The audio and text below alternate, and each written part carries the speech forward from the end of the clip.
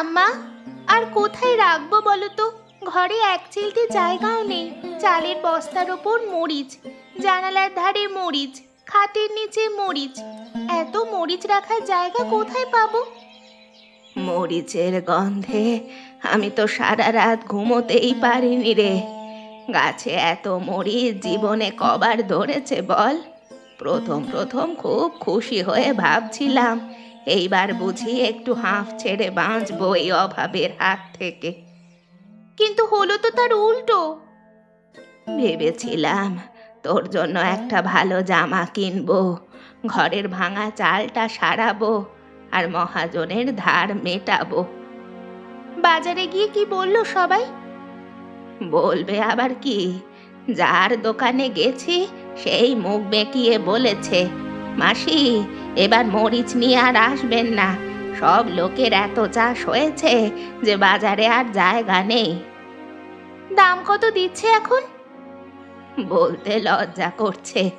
দাম দিচ্ছে কেজি প্রতি মাত্র 5 টাকা। এই 5 টাকায় কি হয় বল? চাষের খরচই তো মার খেয়ে গেলাম রে আমরা, তার উপর চাষ করার পর এই লোকসান। তাহলে তো বিক্রি করলে লোকসান হবে। এতগুলো মরিচ নিয়ে আমরা এখন কি করব? আকাশও কদিন ধরে ভালো লাগছে না, কাল বিকেলে কালো মেঘ উঠেছিল। সেটাই তো ভয়, বর্ষা যদি একবার নামতে শুরু করে সব পচে একেবারে শেষ হয়ে যাবে। আমার বুকের ভেতরটা কেমন ধক ধক করছে রে, মনে হচ্ছে যা সম্বল সব চোখের সামনে নষ্ট হয়ে যাবে। তুমি এত ভেবো না ঠাম্মা, কিছু একটা রাস্তা বেরোবেই। ঠিকই বলেছিস, বসে থাকলে হবে না, কিছু একটা না হলে আমরা দুজনেই মুশকিলে পড়ব। আমি আছি তো তোমার সঙ্গে, যা করতে হবে আমরা দুজনে মিলে করব। ঠাম্মা, একটা কথা বলবো? আগে বলে দিচ্ছি, শুনে আবার হেসো না যেন। বল, কি ভেবেছিস, কি বলবি তুই? তোমার মনে আছে গত বছর এমন সময় তুমি মরিচ দিয়ে ফুচকা বানিয়েছিলে? সন্ধেবেলা উঠোনে সবাই জড়ো হয়েছিল, কমলা কাকি থেকে স্কুলের মাস্টার মশাই পর্যন্ত খেয়ে সুনাম করেছিল। মনে আছে বটে, তা সে কথা এখন বলছিস কেন? কারণ ওইটাই আমাদের বাঁচার একমাত্র পথ হতে পারে। কাঁচা মরিচ বিক্রি হচ্ছে না, শুকনো মরিচ পড়ে আছে, তাহলে মরিচ দিয়ে ফুচকা বানিয়ে বিক্রি করি না কেন? কি বলছিস কি তুই? বাজারে তো সবাই একই রকম জিনিস বেচে, আমাদেরটা আলাদা হবে, মানুষ একবার খেলেই মনে রাখবে। আরে বাবা, ফুচকা বেচবো, লোকে কত কথা বলবে জানিস? বলবে ফুলমণি বুড়ি শেষে রাস্তায় নেমে ফুচকা বেচতে গেছে নাতনিকে নিয়ে। লোকে কিছু না করলেও কথা বলবেই।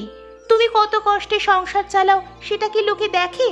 তাহলে তাদের কথায় কি আসে যায়? সে কথা ঠিক, কিন্তু ফুচকা বানানো, বাজারে নিয়ে যাওয়া, খদ্দের সামলানো, এসব কি মুখের কথা? আমি আছি তো, আমি ময়দা মাখবো, আলু সেদ্ধ করব, সব কিছুতে তোমাকে সাহায্য করব। ঝালটা বেশি হয়ে গেলে সবাই কি খেতে পারবে? যে যার পছন্দ মতো খাবে, দেখবে লোকজন ঠিক পছন্দ করবে, আর লোকের পছন্দ অনুযায়ী আমরা ঝাল দেব। মন্দ বলছিস না, বাজারে আলাদা করে চোখে পড়তেও পারে, তবে আগে কাউকে খাওয়াতে হবে, না হলে বোঝা যাবে না ভালো হচ্ছে কিনা। হরিদাস মোড়লকে খাওয়ানো যায়, উনি ভালো না লাগলে বলবেনই আমাদের, আর ভালো লাগলে একবার মুখে দিলে 10 জনকে বলে বেড়াবেন। তাহলে ঠিক আছে, আজ বিকেলেই একবার বানিয়ে দেখি। মন বলছে চেষ্টা করলে হয়তো ওপরওয়ালা মুখ তুলে তাকাবেন। আরে ফুলমণি, দূর থেকে এমন গন্ধ আসছে যে দাঁড়াতে হলো, কি ভাবছিস রে? এসো মোড়ল দাদা, তোমাকেই ডাকবো ভাবছিলাম। টুনির বুদ্ধিতে মরিচ দিয়ে ফুচকা বানিয়েছি, আগে তোমাকেই খাওয়াবো, ভালো লাগলে তবে বিক্রি করব। মরিচের ফুচকা, সে আবার কেমন জিনিস? শুনেই তো জিভে জল চলে এলো, কিন্তু বেশি ঝাল হবে না তো? খেয়ে দেখো তাড়াতাড়ি, বেশি ঝাল হবে না, কথা দিচ্ছি। ঠিক আছে, দে দেখি। তবে আগে বলে রাখি, পেট জ্বললে কিন্তু কালকে সে তোর কাছেই নালিশ যাবে। ঠিক আছে, তবু খেয়ে বলো। এই নাও প্রথমটা।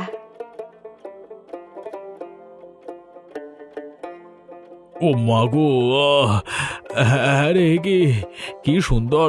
বেশ ভালো হতো। দারুণ দারুণ সুন্দর হয়েছে। কিন্তু একটা খেলে হবে না, আরো একটু খেতে হবে। তাই তো বলছি যে একটা খেয়ে ছাড়া যাচ্ছে না, আরেকটা দে তো। এই নাও আরেকটা। এবার কিন্তু একটু ঝাল বেশি দিলাম। উফ, দারুণ দারুণ! এমন জিনিসে তোকে কেউ হারাতে পারবে না। সত্যি ভালো হয়েছে। আরে সত্যি না হলে বলতাম নাকি? আমি যা মুখে আসে বলি। এই জিনিস বাজারে নিয়ে গেলে লোক তোর দোকানে ভিড় লাগিয়ে সব শেষ করে দেবে। তাহলে আমরা সত্যি বিক্রি করব? হ্যাঁ, অবশ্যই করবি। আর আমি নিজে প্রথম খদ্দের হয়ে তোদের দোকানে যাব। কি রে ফুলমণি, একেবারে দোকান সাজিয়ে ফেলেছিস দেখছি। মরিচের ফুচকা বিক্রি করবি? হ্যাঁ, তাতে তোমার সমস্যা কি? বেশ বড় সড়ো ভাবনা তো। আর জায়গাটাও বাজারের মোড়ে, লোকের চোখের সামনে বাগিয়েছিস। মোড়ল কি তোকে এমনি দিয়ে দিল? হ্যাঁ ভজন, উনি দয়া করে দিয়েছেন। ভাবলাম মরিচ তো পড়েই আছে, কিছু একটা করি অন্তত। তোর জন্যই দয়া জাগলো বুঝলি। আমারও তো মরিচ শুকোতে শুকোতে পড়ছে। নকুলেরও এই একই অবস্থা।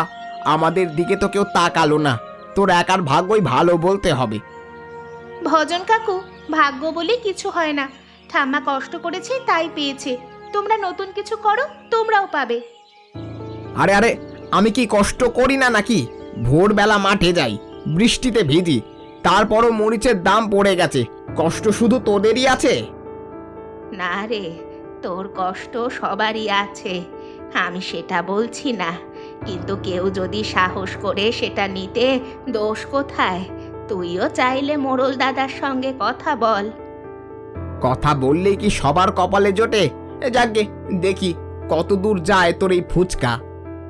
তুই এমন করে বলছিস কেন? তুই চাইলেই তোকে ফুচকা খাওয়াবো। খেয়ে বল কেমন হয়েছে। না, এখন নয়, পরে খাবো। আগে দেখি বাজারের লোক কি বলে। তবে একটা কথা ফুলমণি, যত উপরে উঠবি সাবধানে চলবি। উঠছিস যেমন তেমন ফেলে দিতেও দেরি করব না।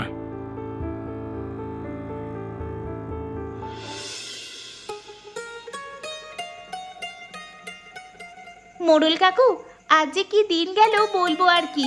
সকাল থেকে দাঁড়িয়ে দাঁড়িয়ে পা একেবারে ফুলে গেছে। একজন স্কুলের মাস্টার এসেছিলেন, তিনি খেয়ে আবার দুজনকে নিয়ে এলেন। এক মহিলা তো বললেন কাল তার বৌমাকেও নিয়ে আসবেন। এ তো খুব ভালো খবর। বলেছিলাম না, জিনিস ভালো হলে লোক নিজে থেকেই আসবে। কিন্তু ফুলমণি, তুই কেমন আছিস? খুব কষ্ট হচ্ছে না তো? কষ্ট হচ্ছে ঠিকই, কিন্তু সব পরিশ্রম সার্থক। আজ মনে হচ্ছে আমাদের অভাব কিছুটা দূর হতে চলেছে। তবে একটা কথা বলি, সাবধানে থাকিস। ভজনকে আজও দুবার এদিকে ঘোরাঘুরি করতে দেখেছি। নকুলও ছিল ওর সাথে। ওদের চোখে মুখে কেমন একটা ভাব। ওরা হয়তো কৌতূহলেই দেখেছিল। সবাই তো এখন আমাদের ফুচকার কথা বলছে। হতে পারে, তবু সাবধান থাকা ভালো। হাতে জিনিসপত্র গুছিয়ে রাখছিস, কোনো কিছু বাইরে খোলা রাখবি না। ঠিক বলেছ, আজ থেকে সব বেঁধে রাখবো। মোড়ল কাকু, তুমি না থাকলে আমরা এতদূর আসতেই পারতাম না। আমি শুধু ঠেলা গাড়ি আর জায়গাটা দিয়েছি মা। তোরা যদি এমন সুন্দর জিনিস না বানাতিস তাহলে কি আর হতো বলতো মা? ঠিক আছে, আমরা এখন যাই, আবার পরে আসবো।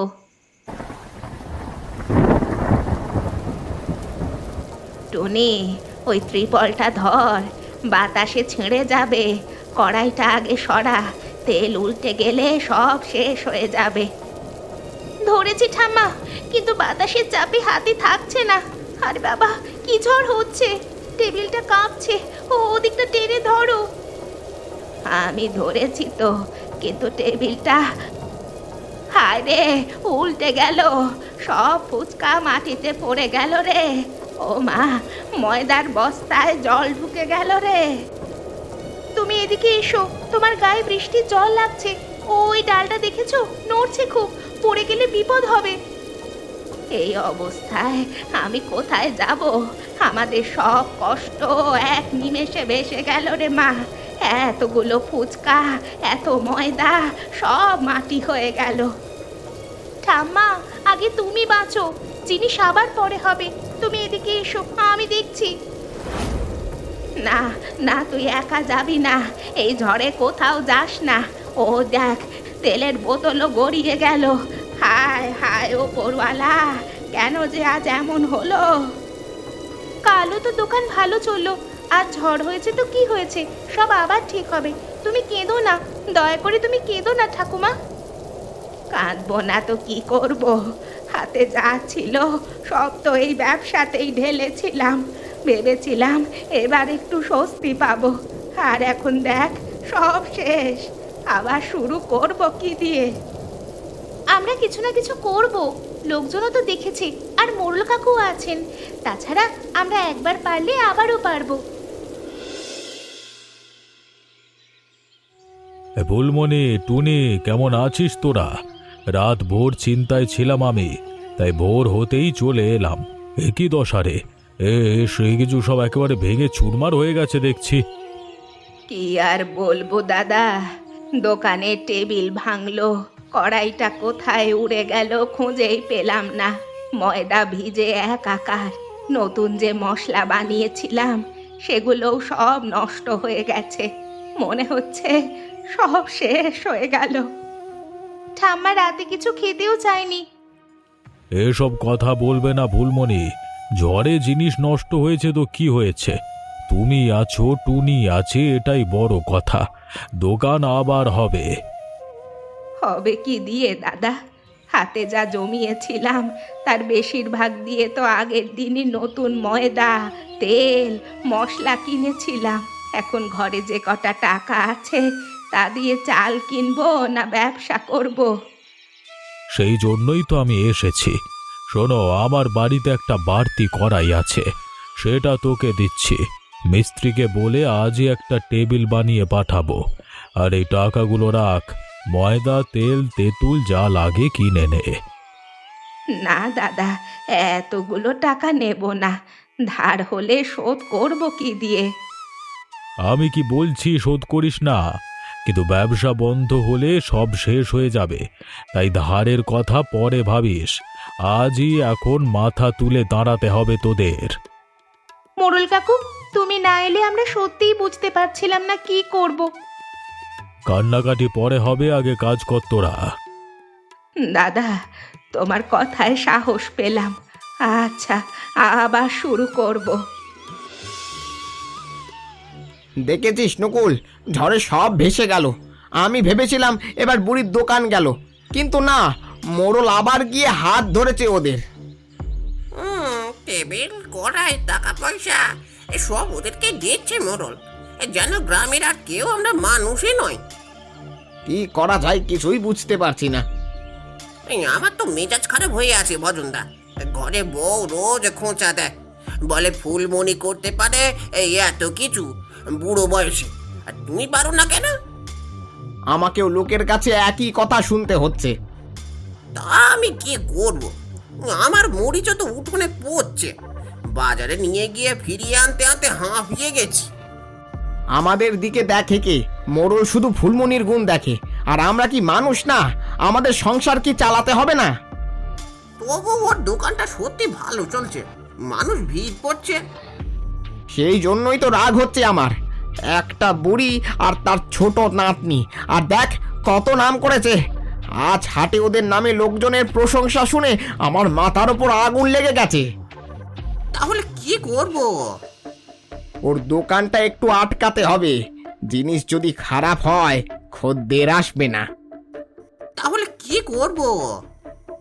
রাতের অন্ধকারে গিয়ে ময়দায় একটু ধুলোবালি মিশিয়ে দিলেই যথেষ্ট হবে।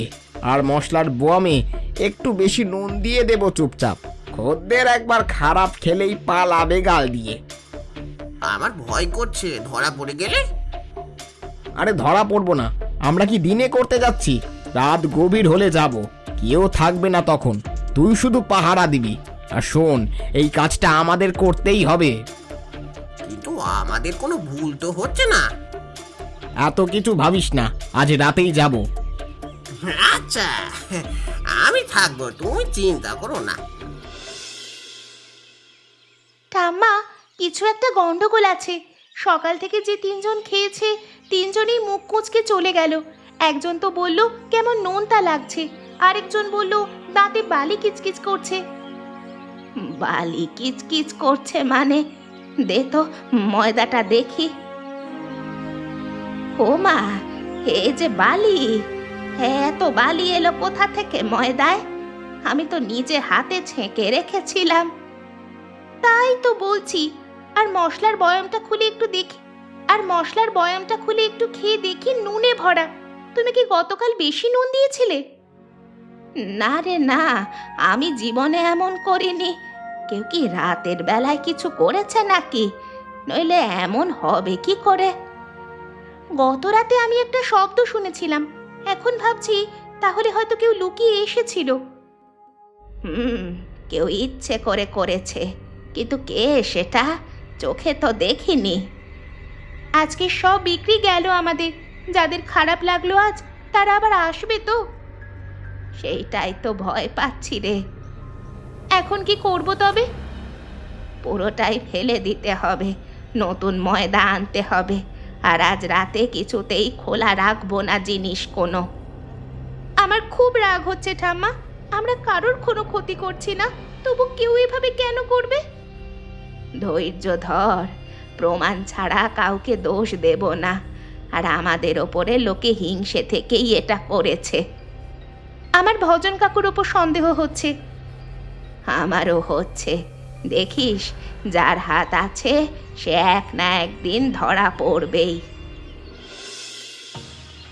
ঠাম্মা, আর পারছি না। একদিন ময়দায় বালি, আজ কড়াইয়ের তলায় ফুটো করে দিয়েছে। এইভাবে কি চলা যায়? আজ লোকেরা আমাদের দিকে কেমন ভাবে যেন তাকাচ্ছিল। আমি দেখেছি রে, আমারও মনে হচ্ছিল এত অপমান আর সইব কি করে। আমরা তো চুরি করছি না, ভিক্ষে করছি না, নিজের হাতে এত ভালো একটা জিনিস বানিয়ে বেচছি। তাহলে কে এমন শত্রুতা করছে, আর কেনই বা করছে?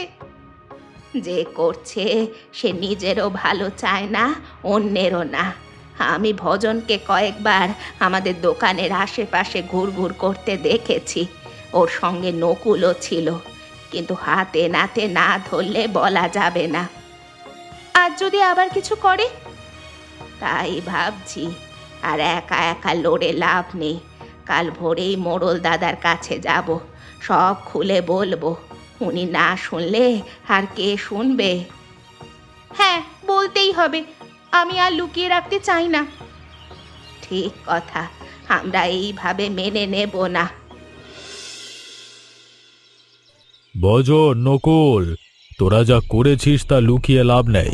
ফুলমণি এসে কাঁদতে কাঁদতে সব বলল। প্রথম আমি বিশ্বাস করিনি। বাবু, বাবু, আমাদের কথা শুনুন। আর কি সুন্দর!